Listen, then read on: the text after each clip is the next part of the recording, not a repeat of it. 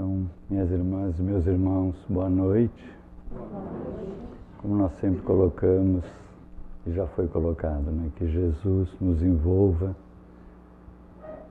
nos dando a sua paz, a sua harmonia, para uma noite bem alegre, bem produtiva, mas acima de tudo bem simples, que é a maneira mais gostosa de nós vivermos. Nós vamos tentar falar um pouquinho sobre a ciência das emoções. Não se preocupe se os lá do fundo não estão ouvindo bem, porque eles vão ouvir a partir da segunda parte da palestra, que eu me empolgo. E também ela é um pouco dinâmica, então eu vou embalar um pouquinho, um pouco de material, algumas partes eu vou passar um pouco correndo, para poder nos determos mais em outras. Então, o primeiro trabalho com emoções vem de Darwin, que ele diz: as emoções surgem como mecanismos evolutivos de autopreservação. Foi o que ele colocou naquela época e é o que até hoje a ciência compreende. Então isso já é uma coisa interessante. Às vezes nós temos emoções e meio que queremos brigar com as nossas emoções, mas elas fazem parte da nossa evolução. Agora é metabolizarmos, trabalharmos elas.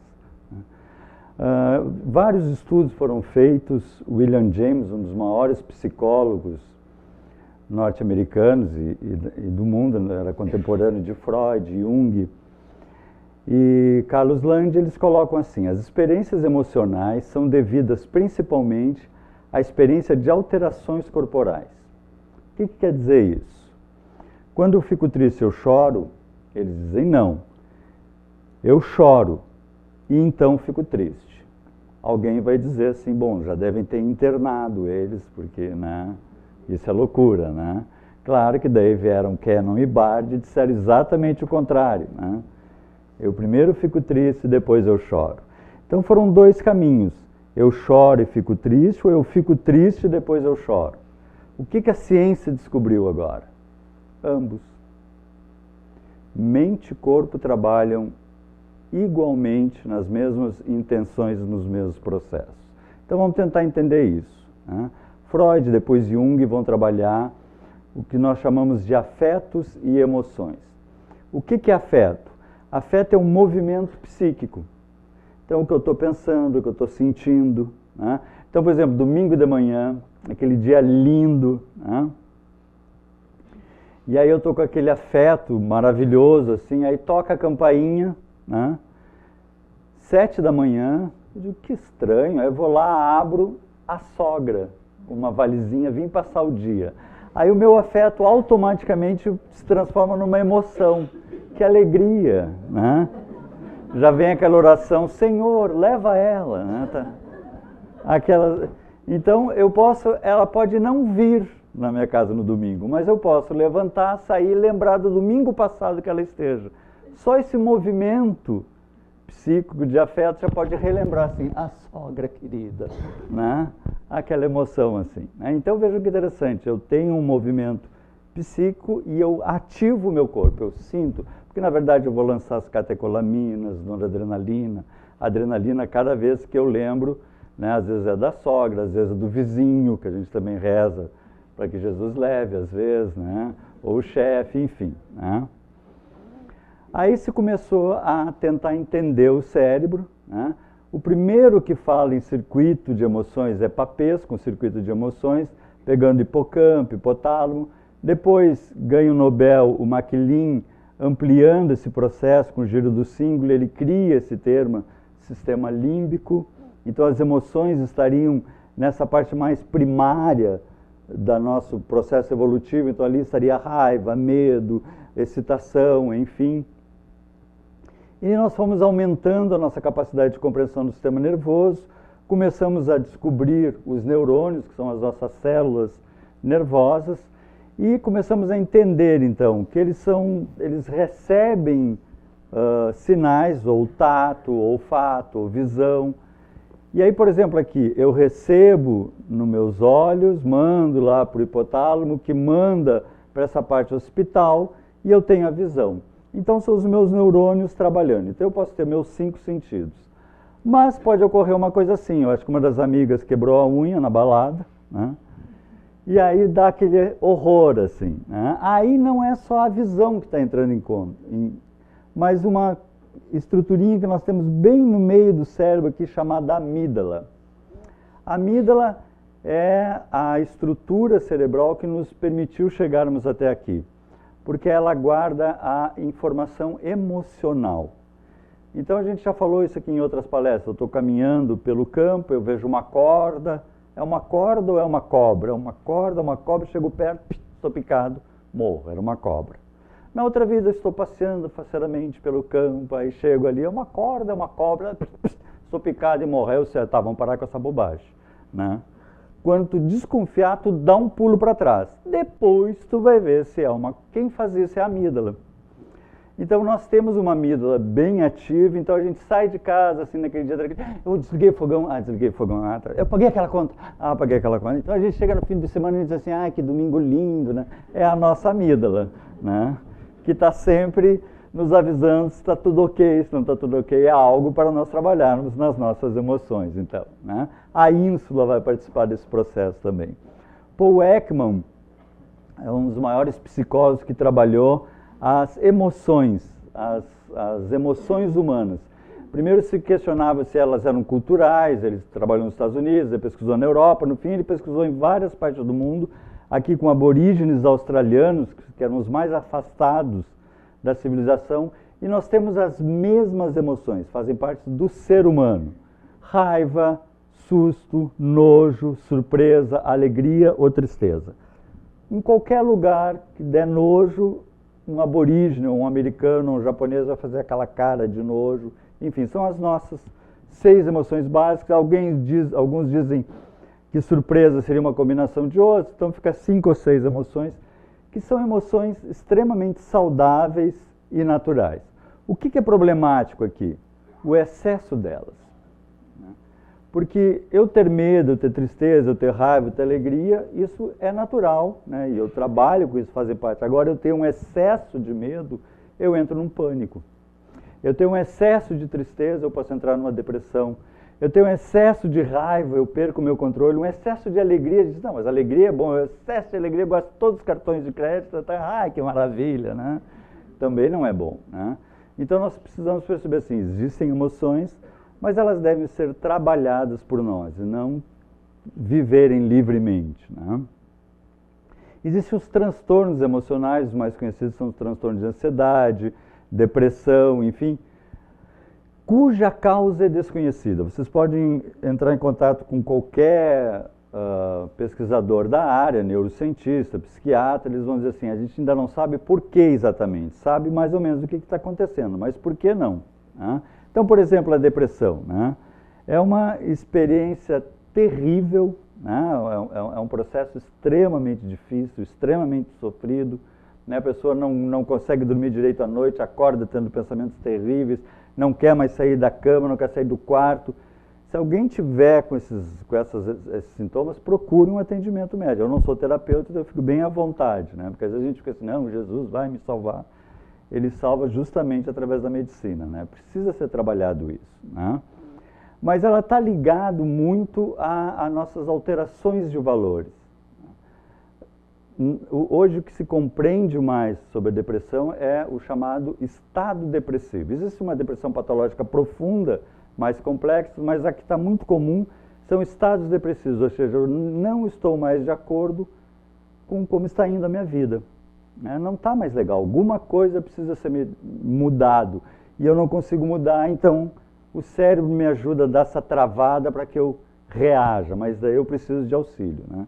Então, por exemplo, comer, sobreviver, reproduzir, comer, sobreviver, qual o sentido da vida? Aí a coisa, né? Eu trabalho assim, né, a semana toda, mas no final de semana eu faço aquele churrasco de alface, aquele engradado de guaraná, né? Então essa é a minha alegria de viver. Só que daí chega um momento que eu trabalho a semana inteira, chega no final de semana eu vejo aquela alface meia gorda, assim, já não me cai bem, aquela guaraná já cai meio quadrada. E eu digo, e agora? Qual é o sentido da vida? Né? Se eu não tenho mais prazer no meu churrasco, porque na verdade começam a surgir prazeres muito mais elevados, muito mais saborosos, mas nós então temos que começar a deixar os prazeres desses para trás. E esse processo de que aquela coisa já não me serve mais e qual a próxima que vai me servir é o que a gente chama uma certa adolescência espiritual, amadurecimento espiritual, que a gente tem que ir em frente, tem que seguir. Tá? Mas é interessante se nós perguntarmos, né, para o terapeuta, para o psiquiatra, para o neurocientista, mas o que está acontecendo com a minha cabeça? Né? Ele vai dizer assim, não, os neurônios nunca se encontram. Eles chegam um pertinho do outro e largam umas bolinhas, uns transmissores entre neurônios, que se chama, ou neurotransmissores, né? E no teu caso, né, depressão é uma falta do neurotransmissor serotonina. Então a serotonina sai, dá uma batidinha no outro neurônio e é recaptado. Dá uma batidinha, mas tu está com pouquinha. Então eu vou te dar um remédio que vai inibir seletivamente a recaptação de serotonina. O nome é chiquérrimo, inibidor seletivo de recaptação de serotonina. Né? O que vai acontecer com isso? Né? Eu vou ficar com mais serotonina, mais bolinha. Então veja que interessante. Eu estou sem bolinha. Eu estou sem bolinha, a vida é horrível, está difícil, está tudo mal. E espírita, né? Espírita é pior ainda, porque a depressão leva ao suicídio, o espírita sabe que não morre, né? E aí ele fica com raiva de Deus, como é que tu faz um troço que eu não posso morrer? Onde é que é o botãozinho que desliga o espírito? Né? Porque o troço é... Né? E aí aquele desespero e tal, aí ele vai no médico, o médico dá o remédio, ele começa a tomar o remédio, fica enche de bolinha, a vida é maravilhosa, como Deus é bom, como o dia é lindo. Bolinha, pessoal. A gente fica assim, não, mas como assim? Né? Aí é que está a questão, né? Por algum motivo, os meus afetos, meus pensamentos, meus sentimentos começaram a ficar em desacordo com a minha caminhada. Então o que eu faço? Eu comando o cérebro, olha, diminui a bola, nada de tanta alegria, porque não está legal assim. Não fica todo faceirinho, vamos para a festa, porque não está legal, a minha vida não está legal. E eu começo a diminuir as minhas bolinhas. Começa a diminuir as minhas bolinhas, começa a surgir a emoção da depressão. Aí o que eu tenho que trabalhar? Eu tenho que trabalhar as minhas bolinhas para voltar o meu afeto. O que está acontecendo aqui? Eu trabalho automaticamente corpo, mente, mente, corpo, corpo, mente, mente, corpo. Então, no momento em que eu deixo a minha mente agir no meu corpo de uma determinada forma, depois não adianta eu dizer assim, ah, não, desculpa, sabe, a gente, às vezes assim, tem aquele pensamento, assim, às vezes faz uma viagemzinha, assim, imagina se ele sentasse, explodisse aquela bombinha, assim, não, nem vou mais pensar nisso, né? Aqueles pensamentos gostosos que a gente tem, né? O que aconteceu? No momento que eu estou pensando isso, eu estou largando um monte de elementos dentro de mim que depois eu vou ficar assim, porque eu fiz um movimento psíquico e vai fazer um movimento emocional em mim. Depois diz, Senhor, estou precisando tomar uns passos, o que aconteceu? Tem algum obsessor aqui? Não, os obsessores saem correndo, nem eles nos aguentam nessas horas, né? Então é nós que estamos movimentando isso. Então trabalhar mente e corpo, né? Corpo, rapidamente, né? Atuando nas respostas biológicas. Então eu preciso procurar um terapeuta, ver o que eu necessito, né? E descobrir por que isso. Né? Existem vários complementos que eles podem nos dar. Existe a alimentação, a nutrição adequada, né? E é interessante, não é só para a depressão, é para o ser humano, né? Se sabe que a dieta mais ideal que se tem agora é a chamada dieta do Mediterrâneo, que é frutas, legumes, verdura, menos açúcar, carne vermelha e nada de álcool. Prefiro deprimir, então. Mas isso é para ver se a gente melhora, né? Se conseguir fazer isso, a gente fica mais saudável, né? Suco de uva é abençoado, né? Por causa dos riboflavoides e flavonoides. A pessoa sempre diz assim, o vinhozinho, não, o vinho é álcool faz mal. É suco de uva mesmo, né? Desculpe os bebuns aqui, né? Não, uma tacinha de vinho não faz nada, é porcaria aquilo. O bom é suco de uva mesmo, né? Sol é fundamental para nós conseguirmos pegar um pouquinho de sol, não só pela vitamina D, mas ela amplia os níveis de serotonina e dopamina, nós nos sentimos melhores, nós somos seres da natureza, né? Exercícios físicos, caminhadas, mesmo que seja varrer a casa, lavar o carro, se mexer estimulam a sensação de bem-estar e alteram para melhor, olha só, o modo como pensamos e sentimos. O fato de mexer o corpo, nosso cérebro funciona melhor. Contato com a natureza interna nossa. Existem várias pesquisas na área da neurofisiologia das emoções. O Richard Davidson fez trabalhos muito interessantes com o Dalai Lama, pesquisando monges tibetanos, né? E nesse livro que ele escreveu há pouco tempo, já está editado no Brasil, ele coloca assim: o córtex pré-frontal participa diretamente do processo emocional. Então veja, nós estávamos achando que eram só as partes mais internas lá, sistema límbico, giro do cíngulo, mas não, o córtex está no comando, mais uma vez. Ou seja, vem aquela raiva, vem aquela tristeza, diz, eu estou tomado por aquilo. Não.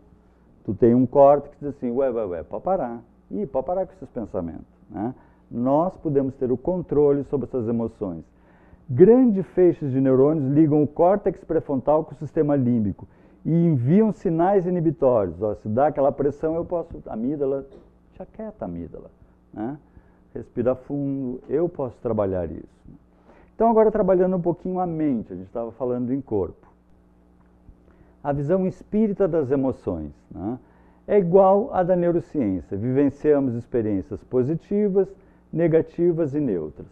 Porque é isso que a neurociência nos diz, né?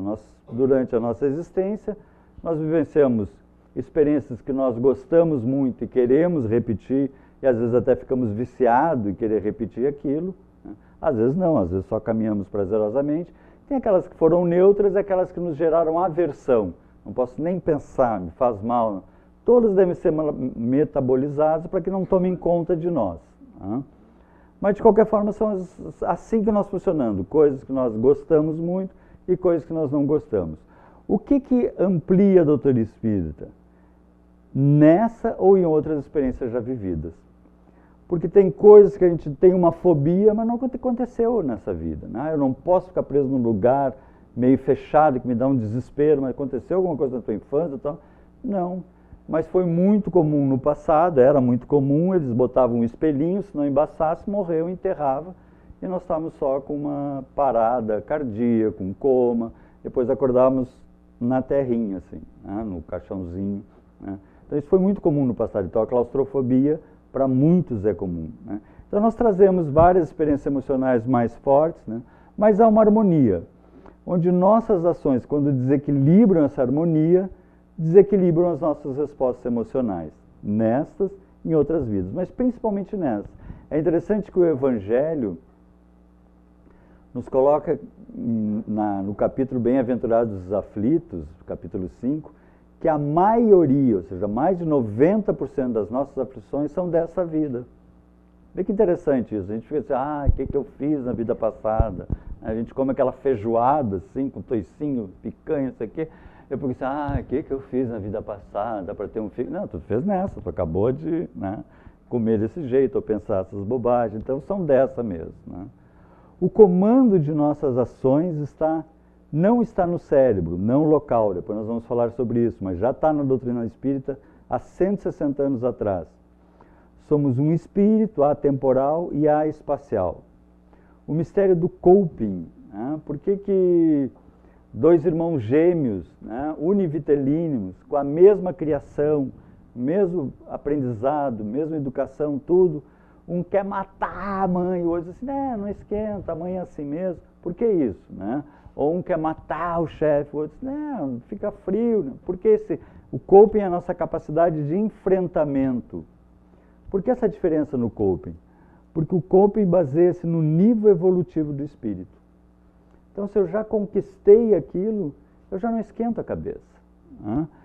Que nunca regride o seu grau de liberdade, naturalmente, porque a gente percebe isso quando está aqueles domingos lindos, né? Só de, vamos dar uma volta, não, porque tu não sabe o que ele me fez, não, esquece, não, porque a gente às vezes fica preso, nós não, né? Mas os outros, isso é para os outros que a gente fala, né? Ficar preso naquela mesma coisa, assim, né? Há a comunicabilidade dos espíritos, né, que vai atuar nas nossas emoções, né? Entre encarnados e desencarnados, que nós conhecemos bastante na casa espírita, mas Kardec nos falava entre encarnados. Para quem tiver curiosidade, tem vários livros, esse livro é um de Dean Radin, Mentes Interligadas. Ele faz pesquisas muito interessantes, não vai ter tempo de abordar, mas botam voluntários em laboratórios, eles se conhecem, conversam, depois ficam pensando um no outro em laboratórios separados, em gaiolas de Faraday, onde nenhuma onda pode entrar ou sair. Eles ficam sendo monitorados, um pensando no outro. Aí acende a luz num dos laboratórios. No momento que acende uma luz, o cérebro, a parte da área occipital da visão, entra em atividade, porque entrou um facho de luz, área occipital. O outro que está pensando nele continua no escuro, o cérebro, a parte occipital, entra em atividade. Olha que louco isso, pessoal. Então, quando eu estou pensando em alguém, eu estou mexendo nos neurônios daquela pessoa. Ou seja, quando tem alguém pensando em mim, está mexendo nos meus neurônios. Quando nós estamos conectados. E quando que nós estamos conectados? Quando nós amamos imensamente, né? Ou morrer não, só quebrar uma perninha já está bom, assim, né? Quando a gente está com aquelas emoções. Por isso Jesus, perdoar quantas vezes, né? Ele sempre, 70 vezes 7. Desconecta, vai ficar ligado aos teus neurônios com ele, desconecta, te liberta, né? Vê que interessante, então quando a gente começa a sentir alguma coisa, você pode parar, né? Meu caminho é com Jesus, quero estar em paz, né? Nós controlamos isso. Lei de ação e reação. Lei de ação e reação é bem conhecida. Onde é que tem um relógio aqui para me controlar?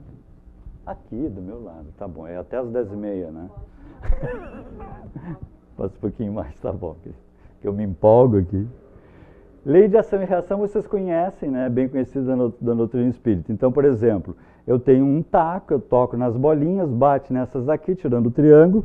Fisicamente, eu posso, pela intensidade da batida, da inclinação do taco, eu posso dizer aonde vai parar cada bolinha, né? Isso a física está bem acostumada, e era a física newtoniana. Mas surgiu a física quântica, que vocês já ouviram falar bastante, né? Que é o quê? A ação não local. E a física agora tem se debatido e tem estudado muito isso, né? Que é quando acontece o quê? Quando a bolinha sai, bate nas outras, mas não tem nenhum taco batendo nela. Bom, acho que se a gente está numa sala e isso acontece, a gente é o primeiro a correr, né?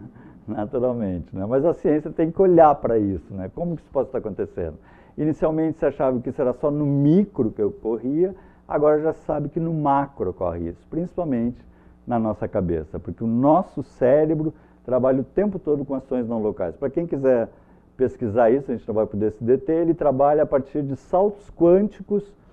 Nossos átomos saem do DNA, vão a outro ponto, ativam o DNA em outro ponto, e eu passo a produzir ou deixar de produzir determinadas proteínas que vão gerar determinadas atividades dentro de mim. O tempo todo, meus átomos, o tempo todo, estão indo para uma quarta dimensão e retornando, indo para uma quarta e em um ponto separado. É uma piração, mas é isso que está acontecendo. Mas Wolfgang Pauli, que é um grande físico e amigo do Jung, ele já dizia assim: os domínios mentais e materiais são distintos, ou seja, existe uma ação mental e uma ação material. E o Jung também colocava isso. Esse físico nos diz assim: nada na física nos impede de acrescentar um espaço de elementos de consciência física ao mundo natural, que consiste em massa, espaço-tempo e estados informativos. É isso que a física está chegando, a ação da mente, o que André Luiz, há 50 anos atrás, já nos falava em forças mento-eletromagnéticas, né? Então vamos falar um pouquinho de causa não local, ou seja, não existe uma causa no universo, por isso se chama não local. Não local é porque nada na matéria está produzindo isso, né? Se isso aqui eu largar e cair, a gente diz, é a gravidade que está produzindo, mas se nada está produzindo, se chama uma causa não local, produzindo efeitos locais. Principalmente isso ocorre em nós na chamada epigenética, a maneira como nós teclamos o nosso DNA. A gente achava que o DNA era fixo, hoje você sabe que a gente liga e desliga ele o tempo todo, né? Nós praticamente não usamos o nosso potencial, né? A gente conhece isso quando a gente está caminhando no campo, né? Abre aquela porteira enorme de 3 metros de altura, fecha a porteira, aquela cerca de 3 metros, e a gente sai caminhando no campo e a gente olha para um touro. Muito lindo. O problema é quando o touro olha para nós, né? E quando ele olha para nós, a gente pulou uma cerca de 3 metros. E diz, como é que conseguiu? Não sei, eu fiz. Né? E a gente estava todo, hoje eu estou meio fraco. Não sei, hoje eu estou com dor de cabeça. Hoje eu estou ruim mesmo. Tu não quer ir lá para mim? Diz, é que o fulano está lá. O fulano está lá? Eu falo, então eu vou, mas com essa chuva, coisa boa, uma chuvinha, né? Aí já muda toda a disposição, muda. Então a gente é assim. A gente liga e desliga os nossos DNA no chamado epigenética, né?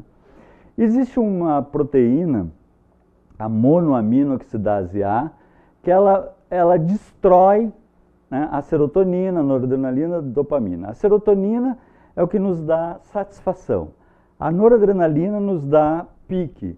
E a dopamina nos dá prazer. E a gente diz assim, mas uma proteína que destrói isso aí, deve ser uma sacanagem isso, né? Mas por que existe essa proteína, né?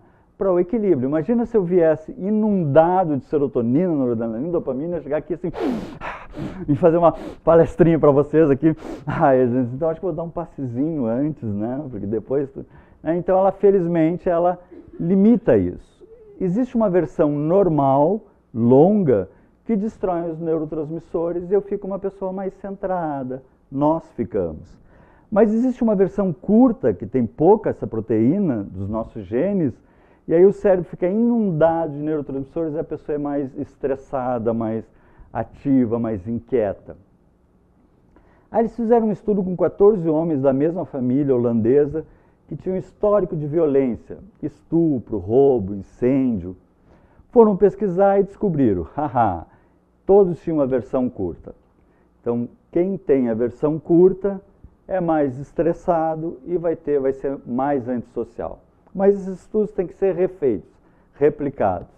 E fizeram um estudo com 442 homens na Nova Zelândia e descobriram que 63% tinha a versão longa e 37% a versão curta. Hoje se sabe que a humanidade, 70% tem a versão longa e 30% tem a versão curta. E qual foi a resposta das pesquisas para a questão de antissocial? Nenhuma. Não tinha nada a ver. Mas não é possível, alguma coisa está errada. E o que eles descobriram? A grande revelação foi que os que tinham a versão curta, mas tinham maus tratos na infância, abandono, falta de atenção. Como é que eu vou dizer aqui para vocês aqui? Vocês não vão entender o que eu vou dizer, porque vocês não teriam essa experiência. Mas tem gente que tem televisão em casa, né? E assistem novela. É uma coisa complicada, vocês não entenderiam isso. E aí fica assim, que mulher má, tem que dar na cara, que mulher ruim, não sei o que. Aí vem a filhinha, mãe, você cala a boca! Né? Então aquele ambiente muito saudável, aquele lar muito harmônico, assim, isso chama maus tratos na infância. Graças a Deus que aqui nós não sofremos isso, né? Mas enfim, né? Que homem bandido, por que não põe na cadeia esse infeliz, né? Essas coisas agora. E a filhinha assim, com aqueles olhinhos assim, tu não veio do passe, mãe? Né? São aquelas coisas boas, assim, né? Isso aí dá um pouco de desequilíbrio na coisa. Já os outros com a versão curta, mas que receberam amor, carinho, que havia diálogo, né? Que desligava pelo menos uma das... Tem novela das 6, das 8, das 9, das 10. Desligava uma das novelas para dizer, o que tu quer, minha filha? Só um pouquinho que já vai começar outra, mas fala rápido, né? Pelo menos tem um pouco de amor, de carinho, né? Então, eram mais pessoas mais sociáveis, mais harmônicas, né? Mas veja que interessante, simplesmente educação modificando o cérebro, que o que está acontecendo aí é que, na verdade, a criança que recebe amor, ela produz, olha que interessante, ela cria no cérebro mais receptores de glicocorticoides, que são os hormônios do estresse, né? Isso foi descoberto por Money, ele colocou ratinhos em ambiente inóspito. Ambiente inóspito é uma sala vazia, onde não tem nenhum buraquinho, nenhuma cadeira, e alguns ratinhos congelavam, né? Isso é uma coisa extremamente humana, né? Animal, e como nós somos animais racionais, nós também temos esse processo. A gente está na balada lá, conversando com as amigas, o fulano chegou, o fulano, onde é que ele está? Né? Dá aquela congelada assim, né? Mas ele descobriu que outros ratinhos não congelavam, não sei se tocavam sax, mas não congelavam. Exploravam o ambiente, andavam normalmente. Diz, por que uns congelam e outros não congelam? Aí que ele foi descobrir que estava ligado justamente aos receptores. Lembra que eu falei que nós vamos largar as bolinhas mas eu preciso receber as bolinhas. Justamente aos receptores de glicocorticoides, hormônios do estresse. Se eu tenho receptores, eu recebo eles, metabolizo e trabalho. Se eu não tenho, eles ficam soltos na corrente sanguínea. E aí eu fico uma pessoa estressada. E ele descobriu que ratas amáveis, a rata que lambia o bebê, ou seja, pegar a criança no colo, beijar e dar carinho, né? Que lambia o bebê, que cuidava se ele já tinha mamado para o outro mamar, os filhotes produziam mais receptores. Veja, só cria o cérebro, epigenética. O DNA da célula produz mais receptores, né, para a gente trabalhar, assimilar esses glicocorticoides, e eram ratinhos desestressados, com mais capacidade de enfrentamento, com uma vivência melhor, vão ser adultos melhores. Aí ele resolveu fazer um experimento. Ele pegou filhos de ratas neuróticas, tirou e deu para uma rata amável para criar, e os filhos da rata amável ele tirou e deu para a rata neurótica criar, para ver se era só genética pura. Resultado, filhotes amados, mesmo sendo filhotes da rata neurótica, têm 2 vezes mais receptores do hormônio do estresse. Olha a importância do amor, a importância do carinho, a importância da atenção, vida afora.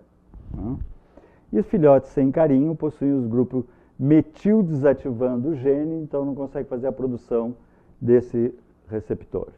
Eles fizeram um estudo com um banco de cérebro de suicidas em Quebec. Olha que coisa interessante isso. Em Quebec, eles pedem permissão para a família, se alguém se suicida, podemos tentar estudar o seu cérebro para saber por que uma pessoa se suicida.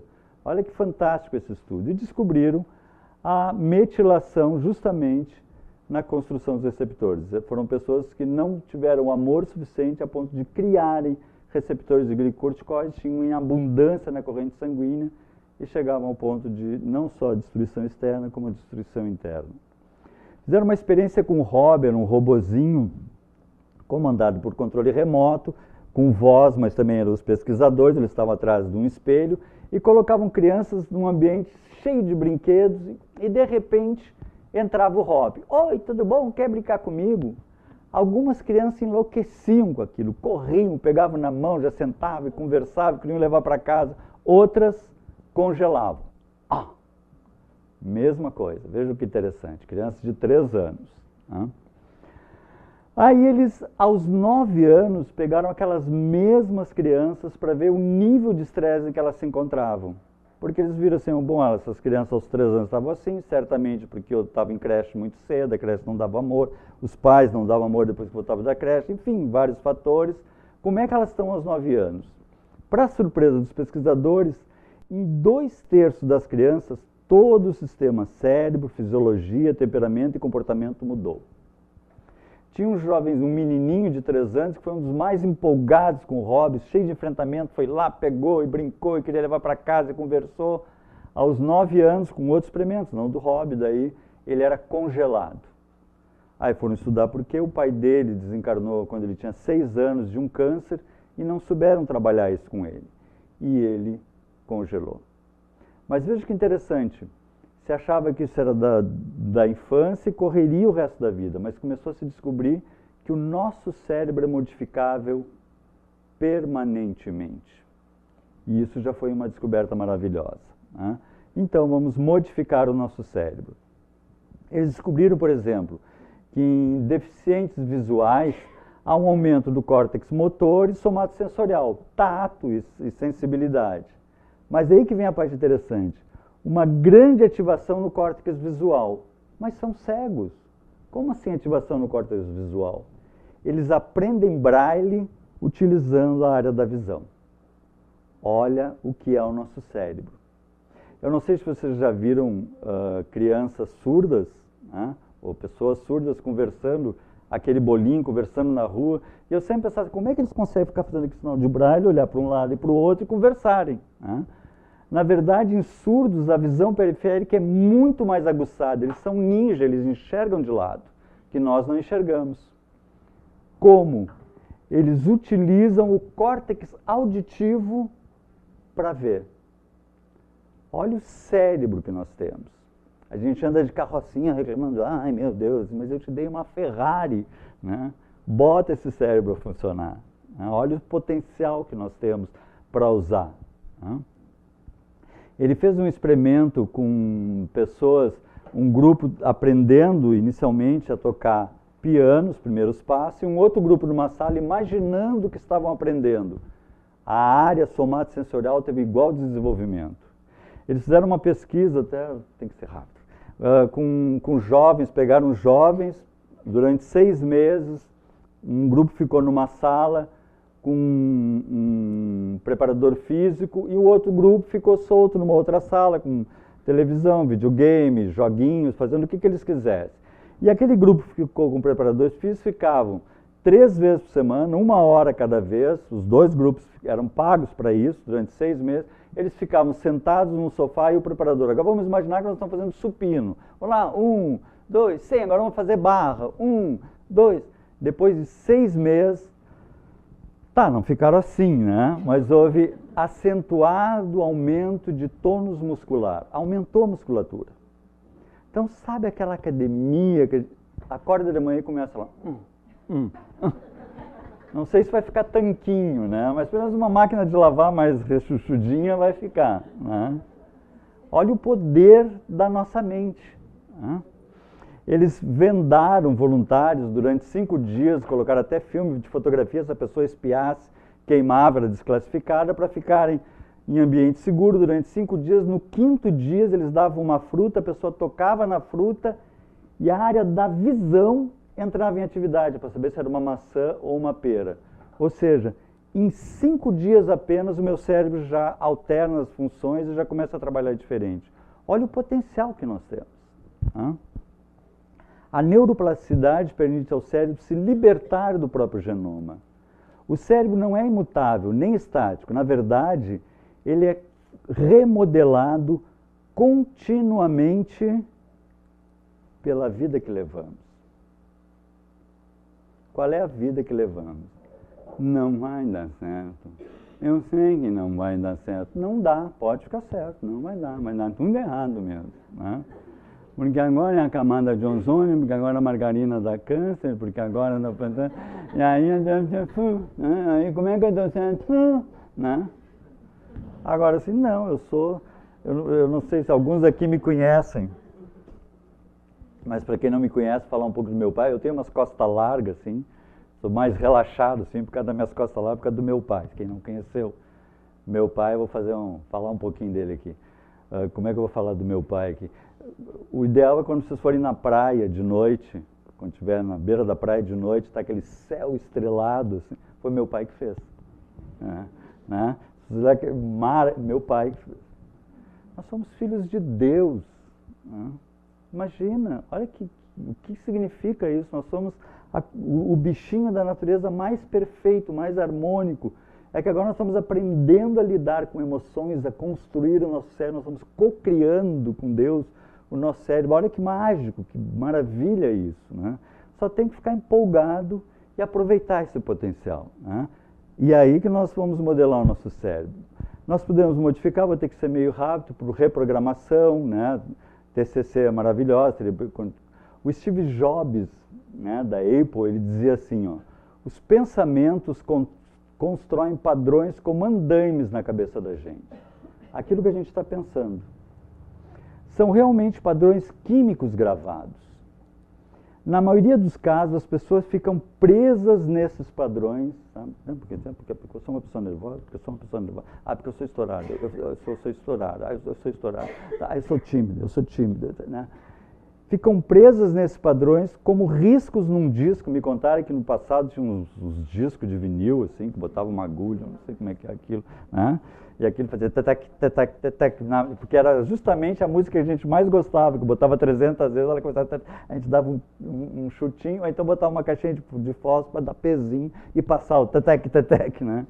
Não é do meu tempo, me contaram isso, né? Mas ficam presos, então a gente fica assim, tetec, tetec, tetec, sabe? Acorda de manhã e já diz, ai, que dia lindo, pena que tetec, tetec, tetec, né? E nunca saem deles. Olha que coisa louca, né? Então, educando a mente, né? A meditação é parar um pouquinho, eu vou ser rápido para respeitar o horário, mas é parar um pouquinho antes da nossa prece. Porque a gente senta para fazer a prece assim, com licença. A gente senta assim, ai Senhor, me ajuda, me abençoe o dia de hoje, que eu tenho que pagar aquelas contas, depois eu não obrigado, até lá. Né? Não rezou. Né? Eles ficam até, quando eles vão tentar alguma coisa, já era, a gente já está com a cabeça lá. Então para, relaxa, né? Isso é meditar. Tem vários experimentos sobre meditação, eu não vou me deter, mas a pessoa que para um pouquinho, reflete um pouquinho as suas emoções, tenta acalmar, aumenta o cérebro, melhora o sistema imunológico, a ansiedade cai 12%, aumenta os percursos em direção à amígdala, fica uma pessoa muito mais lúcida. Né? Os nossos desejos são a raiz do nosso sofrimento, dizia Epicuro. Veja que interessante a classificação de desejos dele. Os irrealizáveis, voar, é impossível. Né? Os artificiais, riqueza, glória, todo mundo sabe que não traz felicidade. Os naturais, os desejos naturais. Né? Então, busca de prazer, busca do agradável, que é fundamental, a gente tem que todo dia buscar isso. Hoje eu vou fazer uma comidinha, uma batatinha ao molho de não sei o quê. Isso a gente precisa de prazer, né? Para a vida, nutrição, sono, para tranquilidade, proteção, mas para a felicidade. Qual é o requisito para a felicidade? Ataraxia. Tinha que ser uma coisa que a gente não tem a menor ideia o que é. Né? O que é ataraxia? Os gregos eram, né? Ausência de inquietude. Olha que coisa linda isso. A gente conquistar isso. Acalmar o coração. Como dizia o nosso amorzão, não andeis, pois, inquietos. Não vos inquieteis, pois, pelo dia de amanhã, porque o dia de amanhã cuidará de si mesmo. Então é só hoje eu tenho que estar em paz. Só hoje eu tenho que deixar de ser neurótico. Só hoje eu tenho que deixar minha cabeça legal. Então quando começar a vir aquele pensamento, não, pode parar. Eu quero estar legal, eu quero ter saúde, eu quero ter lucidez, eu quero ter paz. É isso que eu quero só hoje. Porque a cada dia os seus cuidados. Né? Serenidade espiritual é o fruto máximo de uma vida justa. Serenidade espiritual. Modelando o cérebro superior. Então, insistir em pensamentos de gratidão, alegria, bondade, humildade, amor. Existem várias pesquisas sobre isso. Né? Em vez de levar o mundo nas costas, perceber que nós somos um bichinho desse mundo lindo. Sabe quando a gente vê os passarinhos cantando, as flores? Nós somos essa flor mais bonita da natureza, mais perfeita, mais rica. E nós somos dessa natureza, nós pertencemos a isso. Pertencemos a esse cosmo maravilhoso. Né? Disse-lhe, pois, outra vez Jesus, paz seja convosco. Então, silenciar por um momento, acalmar, produzir o relaxamento do corpo, serenizar o coração antes da oração, acalmar a mente. É um exercício. Se todo dia a gente fizer 10 minutos isso, o nosso cérebro começa a se modificar para uma pessoa mais serena. Aí mergulhamos na nossa realidade espiritual e, por fim, modelando pouco a pouco o nosso ser, nós oramos, agradecendo ao Pai por tudo que nos dá e pela conquista da serenidade espiritual que vamos ter com o nosso amorzão Jesus. Era isso, desculpa passar um pouquinho. Muito obrigado.